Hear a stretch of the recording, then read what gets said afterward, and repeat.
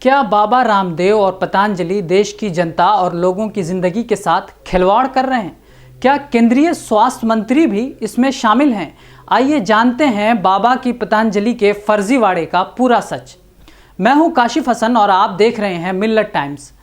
बाबा रामदेव को तो आप जानते ही होंगे। टीवी चैनल पर आकर अपने 2.25 आंख के साथ आटा, सत्तू, घी, तेल, साबुन बेचने वाले बाबा जी ने अपनी दवा क्रोनिल का मजाक बनने के बाद दोबारा से उसे रीलॉन्च कर दिया। इतना ही नहीं बल्कि 2 केंद्रीय स्वास्थ्य मंत्री को भी अपने फर्जीवाड़े में शामिल कर लिया। प्रोग्राम में स्वयं स्वास्थ्य मंत्री डॉक्टर हर्षवर्धन मौजूद थे। इसके अलावा परिवहन मंत्री नितिन गडकरी भी मौजूद थे। ऐसे में सवाल यह पैदा होता है, क्या बाबा जी का फर्जीवाड़ा सरकार की निगरानी में चल रहा है? और सवाल यह भी कि मुहलिक बीमारी और संकट के दौर में क्या आम जनता को मूर्ख बनाकर लूट मार जारी है? बतौर बिजनेसमैन बाबा जी की इज्जत और साख पर कोई फर्क पड़े न पड़े यह कोई खास बात नहीं है, लेकिन केंद्रीय स्वास्थ्य मंत्री समेत परिवहन मंत्री के साथ मिलकर देश की जनता को मूर्ख बनाना और मुनाफा के लिए अपने ही देश की जनता को गलत दवा परोसना, प्रचार प्रसार करना न सिर्फ देश की आम जनता को नुकसान पहुंचाना है, बल्कि इससे भारत की रेपुटेशन और साख को दुनिया भर में धूमिल किया जा रहा है। भारत की साख पर धब्बा लगाने वाले फर्जी बाबा की लूटमार में शामिल होना यह दर्शाता है कि सरकार कोरोना को लेकर कितनी गंभीर है। वो कहती कुछ है और करती कुछ और है।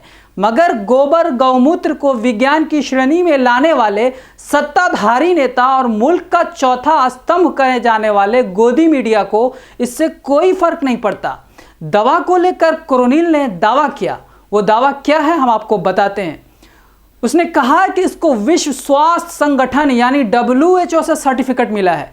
इसी तरह पतंजलि ने यह भी दावा किया है कि WHO के सर्टिफिकेशन योजना के तहत क्रोनिल टैबलेट को आयुष मंत्रालय की जानिब से कोविड-19 के इलाज की शक्ल में मुआविन दवा के तौर पर सर्टिफिकेट मिला है, जबकि दोनों दावे बिल्कुल फर्जी निकले हैं।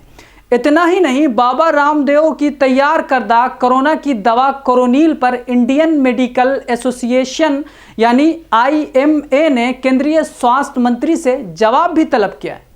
इंडियन मेडिकल एसोसिएशन ने केंद्रीय स्वास्थ्य मंत्री डॉक्टर हर्षवर्धन से सख्त सवाल पूछे हैं। वो सवाल क्या है आइए जानते हैं। और प्रेस रिलीज भी जारी करते हुए इंडियन मेडिकल काउंसिल ने ये सवाल पूछे हैं।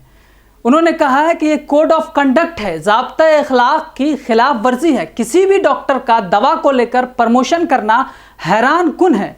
इंडियन मेडिकल एसोसिएशन ने इस मामले को मेडिकल काउंसिल ऑफ इंडिया में ले जाने का ऐलान किया है। केंद्रीय स्वास्थ्य मंत्री से सवाल पूछा है, क्या यह लॉजिकल है कि आप गलत मालूमात पूरे देश के सामने रख रहे हैं? क्या यह दुरुस्त है कि आप गलत मालूमात के साथ दवा को लोगों के लिए अच्छा बता रहे हैं?